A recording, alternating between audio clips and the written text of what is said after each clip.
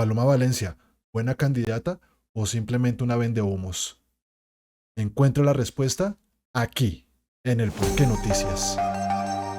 Si usted compara el norte del Cauca y el sur del Cauca, todo lo que tiene la ley PAES, que es lo que está sobre la carretera, está bien, la gente tiene empleo, tiene oportunidades. Usted empieza a subir por la cordillera y empieza a ver mucha más pobreza y muchísima más violencia. El día 8 de abril, la senadora Paloma Valencia, y también candidata presidencial, se presentó para exponer cuáles eran sus ideas al respecto de cómo iba a gobernar Colombia en caso de llegar a ser presidenta. Vamos a tratar uno de los momentos más importantes y relevantes dentro de esta entrevista, que es sencillamente cuál va a ser su plan económico para Colombia. Ella habla en este espacio al respecto de las políticas que se van a implementar y lo que ella va a hacer en el suroccidente colombiano y en el Pacífico. Pero ojo, lo que nos dice no tiene desperdicio, o más bien todo es un desperdicio. Estas cifras nos han servido para hablar a lo largo del país, para analizar el impacto del sector privado en distintas partes, y pues el tema del Pacífico, su región, es realmente preocupante. Más allá de las propuestas que están en su programa de gobierno frente al tema empresarial, informalidad, etcétera, etcétera, nosotros quisiéramos saber qué propuestas concretas ha pensado en temas de incentivos y acciones para que la agroindustria y la industria en general vayan al Pacífico, más allá de lo que ya hay desarrollado en el Valle del Cauca. Bueno, yo creo que esa es una pregunta súper importante para el país porque es que las regiones del suroccidente y del Pacífico colombiano son las más invisibles. Todos sabemos por qué la zona del Pacífico y la zona suroccidental de Colombia están olvidadas. Ellos mismos no les han prestado atención a esas zonas.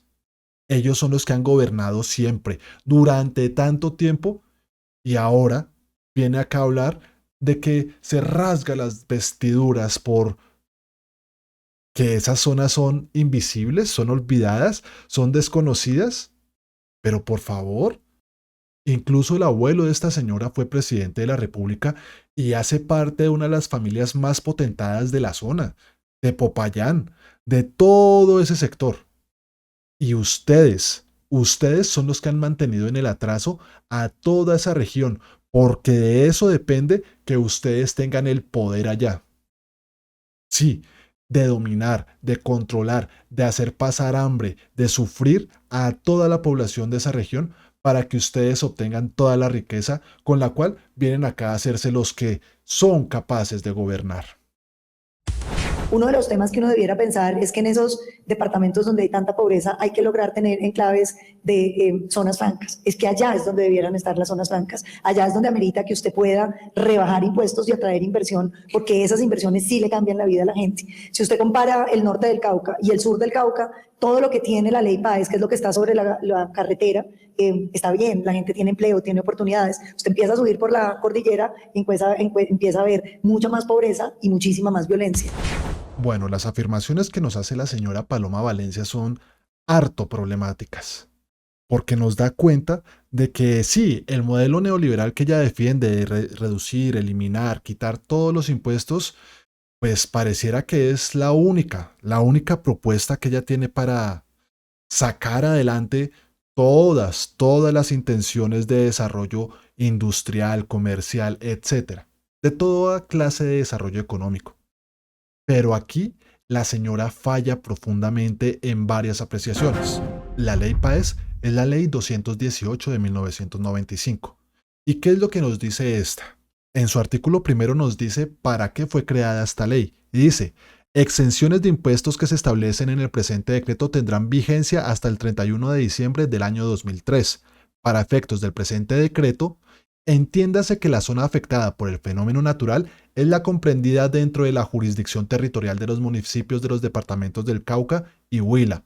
Y esta es la parte a la que ella se refiere cuando está hablando de los beneficios que dio la ley PAES. Estarán exentas del impuesto de renta y complementarios las nuevas empresas agrícolas, ganaderas, microempresas, establecimientos comerciales, industriales, turísticos, las compañías exportadoras y mineras que no se relacionen con la exploración o explotación de hidrocarburos, que se instalen efectivamente en la zona afectada por el sismo y avalancha del río Páez, y aquellas preexistentes al 21 de junio de 1994, que demuestren fehacientemente incrementos sustanciales en la generación de empleo, siempre que estén localizadas en los municipios señalados en el artículo primero del presente decreto. La cuantía de la excepción regirá durante 10 años de acuerdo con los siguientes porcentajes y periodos. El 100% para las empresas preestablecidas o nuevas que se establezcan entre el 21 de junio de 1994 y el 20 de junio de 1999. El 50% para las que se instalen entre el 21 de junio de 1999 y el 20 de junio del año 2001.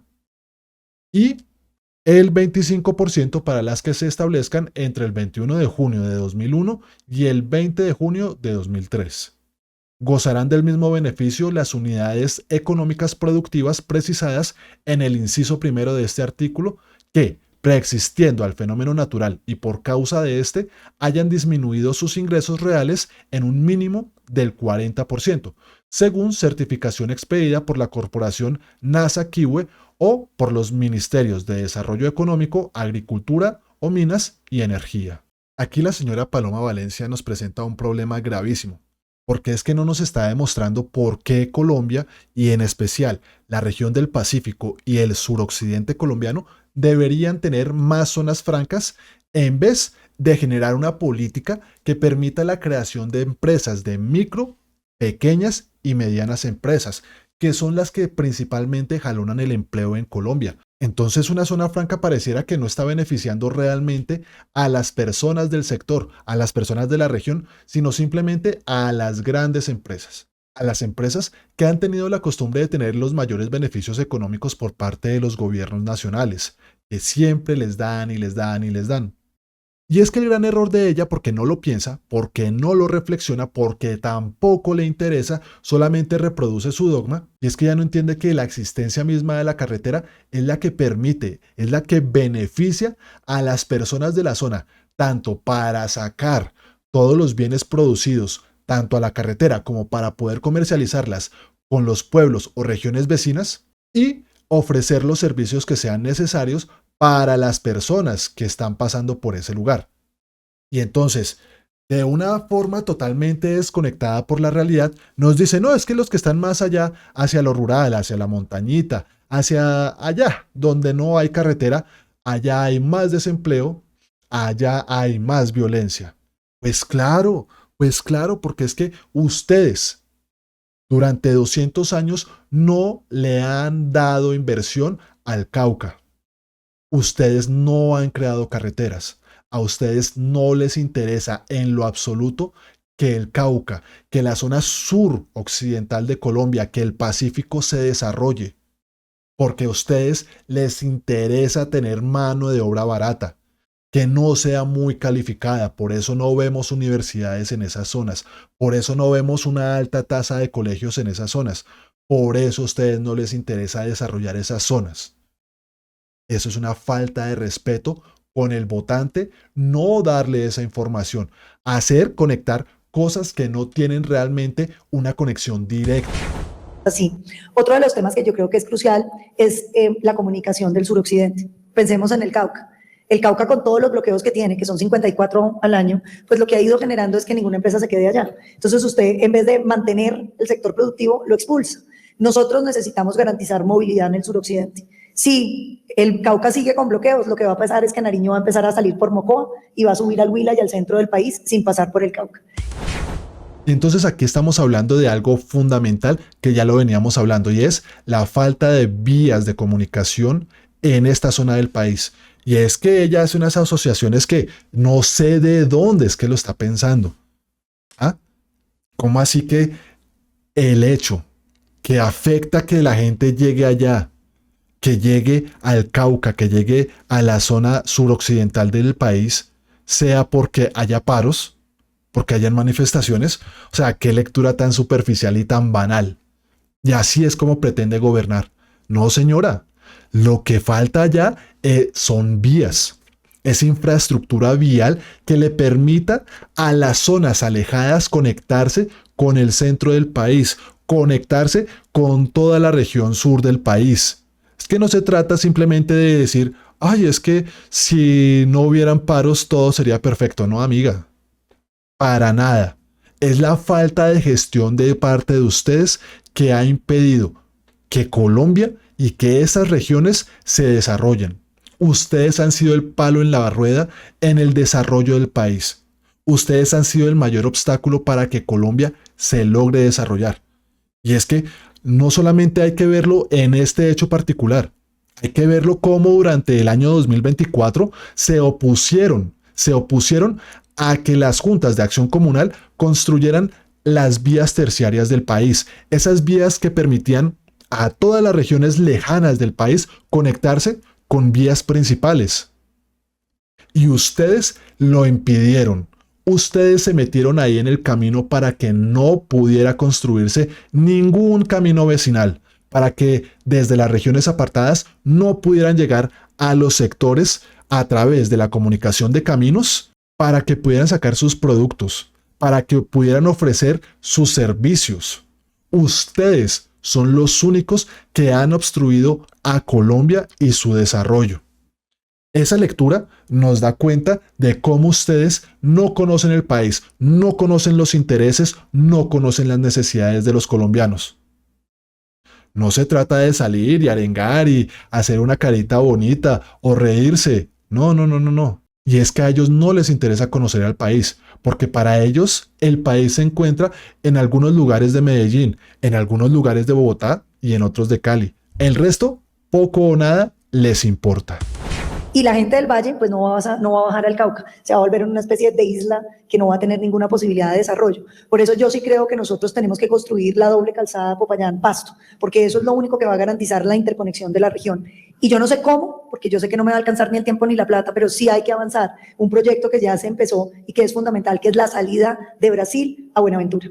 Si nosotros logramos de Buenaventura y terminamos esa carretera que hoy está parada por allá en el Huila y hay que volverla a sacar, yo creo que nosotros generándole un eje de comunicación lo logramos y la carretera fundamental para el Chocó es la que la conecta con Antioquia. Yo creo que el tema vial del Pacífico también es una razón por la cual el subdesarrollo se ha ido asentando mucho, porque es que es muy costoso moverse en el suroccidente y en el Pacífico. Pues piensen lo siguiente, Popayán no está conectado con el Pacífico Caucano, es el único departamento que no tiene salida al mar. Yo sí creo que hay un tema de infraestructura que no es menor. ¿Ven cómo nos quieren meter los dedos a la boca? Nos dice que el problema esencial es el problema de la comunicación de las vías, pero cuando se llega al momento de decir cuál es el fundamento de todos estos problemas, ¿qué es lo que dice?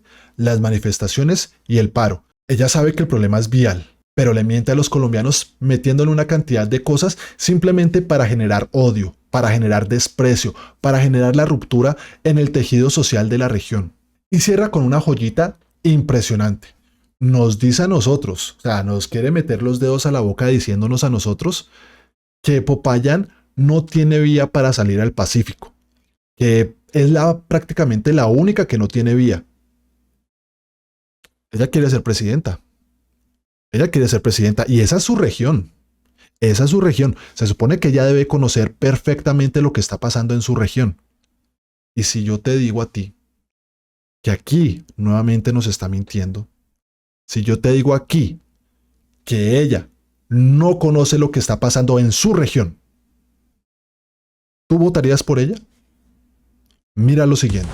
El Gobierno del Cambio, a través del Ministerio de Transporte, impulsa la vía El Estanquillo-Popayán, 62 kilómetros de doble calzada, 14 túneles y 115 puentes que transforman la movilidad del Cauca. El sueño se hace realidad. El Cauca tendrá salida al mar, conectando el sur con el Pacífico y abriendo nuevas rutas de comercio y turismo. Con carreteras y caminos comunitarios, seguimos uniendo territorios y llevando oportunidades a cada rincón del departamento. Con dignidad cumplimos. Gobierno de Colombia. Aquí es donde nosotros nos debemos poner muy atentos. Si ella es capaz de mentir en esto, o si ella desconoce esto que les acabo de mostrar, la pregunta ¿es una persona confiable que conoce las necesidades del país? Pues evidentemente que no.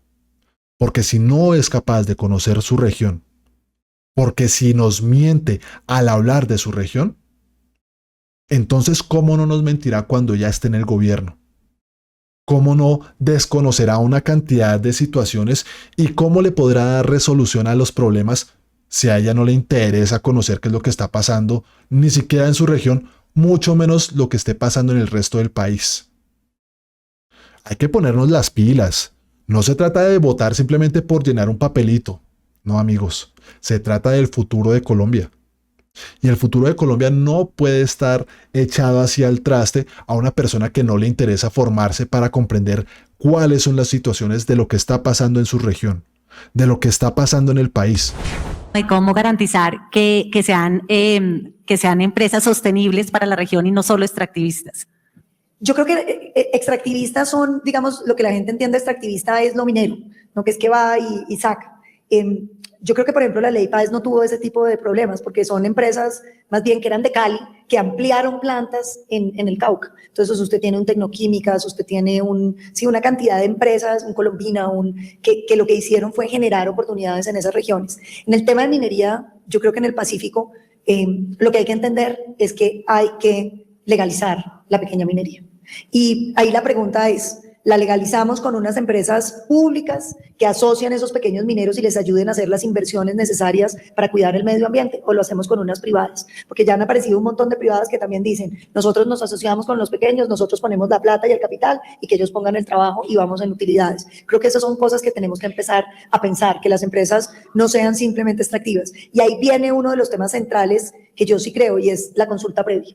La consulta previa hoy es como una negociación donde después usted obtuvo lo que obtuvo y se fue.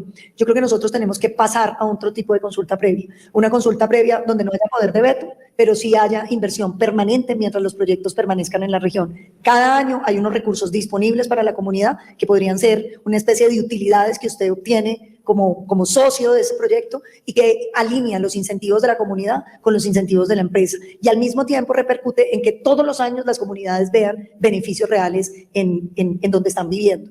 Yo creo que el sector minero energético tenemos que volverlo así. Tenemos que volverlo no como una cosa que llega, depreda y se va, sino como una cosa que llega, genera bienestar a las comunidades y después si se va, que se vaya. Qué vergüenza la forma en que nos está tratando a nosotros los colombianos al decir toda esta clase de cosas. Esto realmente es ofensivo, es ofensivo. Pero vamos por partes. Primero, nos está hablando que, de una forma despectiva, creer que lo extractivo es simplemente lo minero, ¿sí? Y uno se pone a pensar, amiga, es que eso es el sistema extractivista. Esa es la política económica que ustedes desde 1998 con Andrés Pastrana, siguiendo con Álvaro Uribe, Santos y Duque, le apostaron a simplemente extractivismo. Y el extractivismo realmente no aporta demasiado a la mayor parte del país y a duras penas se ve reflejado en las regiones. En este breve artículo, Colombia y el extractivismo en América Latina nos informan sobre lo que es exactamente el extractivismo. Nos dice así: el extractivismo es un modo de producción a gran escala orientado preferentemente a la exportación e implica la instalación de un enclave transnacional en áreas periféricas. Esto requiere conocimientos y tecnologías específicas y se basa en el desarrollo de infraestructura, vivienda, transporte de energía, etc., y de determinados marcos legales y financieros.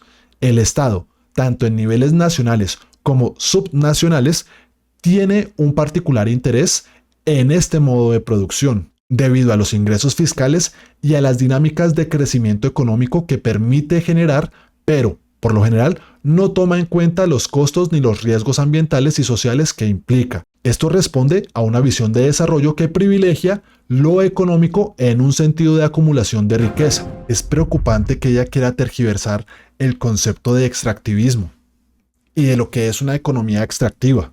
Nos cita la ley PAES y dice que tiene elementos que hay que rescatar. Claro, estamos totalmente de acuerdo por ese beneficio que se le da a que muchos sectores económicos pudieran haberse asentado en las zonas del Cauca y del Huila.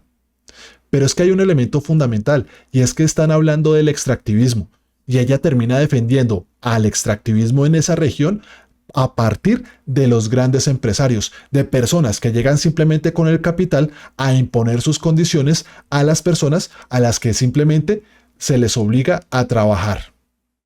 Así es. Y ese tipo de acciones, ese tipo de actuaciones lo que hacen es destruir el tejido social de la región, porque al final de cuentas los grandes empresarios no hacen nada y sí se llevan todas las ganancias. Y que lleguen simplemente empresarios a poner plata, eso realmente ellos mismos los que están allá trabajando pueden estar tranquilamente sin que nadie venga y les diga, venga, vamos miti miti a ver si qué tal cómo nos va. No, no necesitan empresarios que lleguen allá a abusar de ellos, a robarles lo que ellos están produciendo. La señora Paloma Valencia, cuando nos está hablando de ver cómo hacemos para que todos estos pequeños mineros que están en la región pues se organicen de otra forma para que lleguen recursos o privados o públicos y creen sus propias empresas, pues es que la ley 685 de 2001, que es el Código de Minas, pues realmente lo que hace es beneficiar a las grandes empresas, a las grandes multinacionales y no beneficiaba esta formalización de la minería en estas zonas, de esa minería prácticamente tradicional que se hacía en estas zonas. Antes bien, lo que hace es darle todos esos espacios a todas las grandes multinacionales para que abusaran de toda la población. Pero es que ella, Paloma Valencia, en su inmensa ignorancia, cree que Colombia está regida en estos momentos por esta legislación, por la Ley 685 del 15 de agosto del 2001. No, señora, ya existe una nueva ley, la nueva Ley de Minas, que genera las posibilidades de que todos estos mineros tradicionales de toda esta pequeña minería salga adelante a través de nuevas estrategias. Me parece muy sospechoso que Paloma Valencia se le olvide que ya existía la Ley 2250 del 2022, que se firmó precisamente en el gobierno de Iván Duque. Hay que reconocerlo. Esta legislación nos ofrece cosas muy interesantes. Vamos a ver lo siguiente. Es que en esta ley ya encontramos la ruta para la legalización y formalización minera. Sí, esto no es algo inventado, algo que sale así de la nada. Algo que ya hay un plan claro, puntual, donde nosotros como colombianos podemos observar que hay estrategias para generar esa organización de la producción minera y que tiene sus efectos totalmente claros y profundos para los colombianos. Y es que hay documento técnico para títulos de pequeña minería, legalización y formalización minera. Recordemos, esta es una ley del gobierno de Iván Duque. ¿Cómo así que esta señora no lo sabe? ¿Cómo así que esta señora desconoce elementos como el Fondo del Fomento Minero? ¿Ah? Es que están totalmente desconectados de la realidad de estas personas. Pero ustedes saben qué es más bonito. Es más bonito el proyecto de ley que el año pasado presentó el gobierno de Gustavo Petro a los colombianos. Un proyecto de ley que, a diferencia de la ley del año 2001 y del año 2022, esta no solamente se centra en factores económicos, considera que hay seres humanos viviendo en esas regiones, que la ley está hecha también para los seres humanos y que la explotación minera también tiene efectos sobre las comunidades y que no se trata solamente de entidades económicas que pueden sacar e irse, como dice Paloma Valencia, que una vez explotado todo en la región, se limpia las manos y se va. No. Esta propuesta, este proyecto de ley nos da a nosotros los colombianos dignidad. Dignidad. Cosa que en ninguno de los proyectos de los gobiernos anteriores se ofreció. Aquí tenemos artículos sumamente interesantes. Por ejemplo, el artículo 5, que nos habla de la propiedad estatal de los minerales yacientes en el territorio nacional, es inalienable e imprescriptible. Aquí nosotros vemos el artículo 6, que es el artículo de presunción de propiedad estatal, y el artículo 7, que nos habla de los principios. Este punto me parece espectacular, porque nos habla así, sobre la soberanía de los minerales, y nos dice, el gobierno nacional tiene el derecho soberano de administrar, planear y decidir sobre el aprovechamiento de los minerales de propiedad del Estado, por lo que adoptará y aplicará las normas y medidas que estimen necesarias para lograr su adecuada prospección, exploración, explotación, beneficio, transformación, transporte, promoción, comercialización y el cierre de operaciones mineras. Ojo, y aquí está una parte importante, y es que esto no es como Argentina con Javier Milei, que dice, ¿para qué los glaciares? Hombre, si aquí nosotros tenemos todas estas regiones del páramo, donde se produce el agua de Colombia, allá se produce el agua a través de los glaciares. Y es que estas zonas para ellos no les interesa. Y es que ellos prefieren destruir el agua, tanto acá en Colombia, los neoliberales, Uribe, Duque, Paloma Valencia, Abelardo de la Espriella, y allá, Milei, prefieren todos destruir el agua para ganarse 3 pesitos más. O sea, porque no sea cosa que con esto de cuidar a la tierra, con el ambientalismo idiota, o sea, entonces, no, hay que destruir el ser humano, porque rompe el planeta. ¿Y para qué está? Digo, ¿para qué nos dio el creador el planeta? ¿Para qué? ¿Para contemplarlo? Caso de externalidades, una empresa que contamina el río. ¿Dónde está el daño? ¿Dónde está el daño? Lo que no está bien definido ahí es el derecho de propiedad. Esa empresa puede contaminar el río todo lo que quiere. ¿Saben por qué? Porque hay algo que no, digamos, como hacen equilibrio parcial, no ven el problema de equilibrio general, es que sobra el agua. Esa es una sociedad donde le sobra el agua y el precio del agua, ¿cuánto es? 0. Consecuentemente, ¿quién va a reclamar el derecho de propiedad de ese río? Nadie, porque no puede ganar plata. ¿Qué creen que va a pasar si el agua empieza a escasear? Eso deja de valer 0 y entonces ahora yo tengo un negocio. Alguien se va a ocupar de apropiarse de ese río y ahí va a haber derecho de propiedad y van a ver cómo, digamos, se termina la contaminación. Principio de prevalencia del agua. Se realizará un uso sustentable del agua de tal manera que no se afecte la gestión autónoma, el acceso, calidad y disponibilidad para la población, ni se obstaculice el ciclo hídrico en detrimento de funciones vitales de los ecosistemas. Y así podemos hablar de muchas cosas más. Principio de aprovechamiento minero sustentable, principio de solidaridad intergeneracional. Es que no estamos pensando solamente aquí a 2-3 años, estamos pensando en mucho tiempo adelante. Principio de prevención, principio de precaución, principio de gestión del riesgo, seguridad y salvaguarda, principio de progresividad, no regresividad, que dice las entidades estatales en competencia en asuntos mineros no podrán disminuir los niveles de protección de los derechos económicos, sociales, culturales y ambientales previstos en la presente ley. Asimismo, propenderán por mejorar las condiciones de goce y ejercicio de estos derechos en relación con la actividad minera. Principio de rigor subsidiario, principio de coordinación, etc. Tenemos muchos elementos que realmente hacen de esta ley la mejor ley que hasta el momento se ha propuesto en Colombia para temas de minería y que está beneficiando siempre a los pequeños mineros, que son los más afectados cuando todos estos gobiernos neoliberales les entregan la región y les entregan todos estos yacimientos mineros a las grandes multinacionales para que ellos sean los que exploten esos recursos mientras desplazan a todos los colombianos. Y una de las cosas que me parecen tan antidemocráticas de todo lo que ha propuesto en estos momentos y esa falta de conocimiento y rigurosidad de todo lo que está sucediendo en el territorio colombiano es la siguiente: que no pueda existir veto si se hace una consulta dentro de las comunidades y resulta que no se quiere absolutamente nada de ese proyecto productivo de extracción minera. Así es, nos está diciendo, ¿sabe qué? La democracia yo me la paso porque no me interesa la democracia, porque no me interesa qué es lo que pueda estar considerando la ciudadanía, porque no me interesa qué es lo que necesita esa región.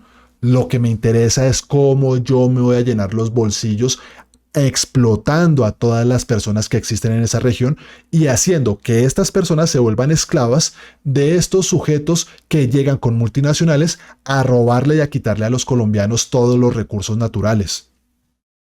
Esto nos tiene que ofender. Esto nos tiene que presentar una situación donde vemos que Colombia irá con esta señora y con Abelardo de la Espriella hacia una dictadura, hacia un abuso del poder y la autoridad estatal que no tiene límites. Y entonces escuchamos así gritando a los 4 vientos a todos estos neoliberales diciendo: es que yo no quiero que el Estado se meta en mi casa. Pero cuando se trata de que no quieren de que no quieren ningún tipo de proyecto extractivo en su región, ahí sí les importa un bledo lo que decida la población, ahí sí les importa 5 que eso vaya en contra de los principios que supuestamente ellos dicen defender de la libertad, de que yo decido qué es lo que quiero hacer. Pero si el Estado en cabeza de ellos los obliga porque no toma en consideración el veto que en las consultas previas se ha dado a ese proyecto minero, ahí sí, no, es que el Estado tiene que entrar y tiene que obligar a la población a que se vuelvan esclavos de todas estas empresas que llegan simplemente a extraer y a irse con su plata. Y recordemos cómo por allá en el año 2024 toda esta gente con esa vulgaridad asquerosa, todo ese odio que sienten hacia los colombianos, nos decía que no, es que las empresas mineras cuando pagan las regalías, esa plata de pago de regalías se le quita, se le deduce de los impuestos que ellos tienen que pagar. ¿Cómo? ¿Y cómo es que van a llegar allá y supuestamente van a hacer inversión? Pues va a ser a través del pago de las regalías. ¿O cómo más? ¿Ah? Ellos no van a sacar más plática. Ay, miren, me interesa lo que está sucediendo con esta población que nosotros destruimos y que los llenamos de paramilitares para que fueran a trabajar obligados como esclavos en nuestras minas. Vamos a regalarles un parquecito. A ellos les importa un comino, les importa un bledo. Lo importante de todo esto es que ella quiere destruir la democracia, quiere destruir la consulta previa, quiere destruir la posibilidad. Si asumiéramos el principio neoliberal de que el Estado no se tiene que meter en mis decisiones, ellos están negándole la posibilidad a los colombianos de que la decisión de la consulta previa sea vinculante y que tenga la posibilidad de tener veto de que esos proyectos extractivos lleguen a sus regiones. Ahí es donde nosotros vemos como colombianos que no son coherentes, que no son consecuentes con sus ideas y que lo que les importa, lo único que a ellos les importa es destruir a los colombianos. Que ellos lo único que tienen por Colombia es un odio profundo y acérrimo. Que a ellos nunca les ha interesado Colombia en absoluto. Y que si fuera por ellos, hace mucho tiempo nos hubieran exterminado con sus ejércitos de muerte, con sus ejércitos violentos, destructores, que han acabado con el tejido social en Colombia desde hace más de 70 años. Colombia no puede seguir eligiendo a personajes como estos, que no conocen el país, que lo han mantenido en el atraso y que mucho menos están dispuestos a darles libertad y democracia a los ciudadanos. Esto fue el Porqué Noticias, donde encontrarás el hecho noticioso, sus causas y sus consecuencias. Hasta la próxima. Como soy respetuosa, a mí no me gusta el Estado dentro de la casa. No me gusta que me pongan impuestos sobre lo que me puedo comer y lo que no. No me gusta que opine si me puedo casar con X o con Y, porque esa es la casa de uno, esa es la intimidad de uno y es la familia de uno.